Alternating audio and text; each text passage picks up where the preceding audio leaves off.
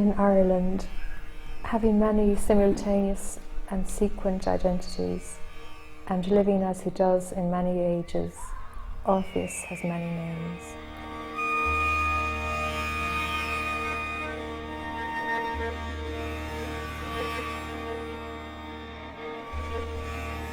Some days I walk out my own door and I find myself walking in an undamageable dimension of the universe.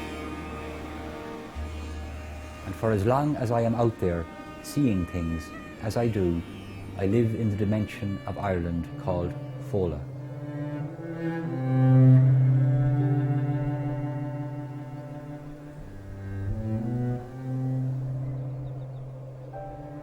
And raising my visor on Ireland, I saw every field, every flower at a Hielai's look.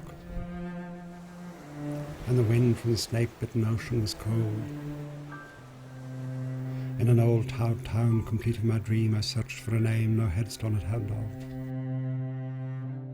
In old mirrors I searched for the face I had dreamed of. For a year in that town I was tongued from the throat, I told the old lies, but the night we touched hands we longed for the woods. And like nightingales there we were tongued from the hips.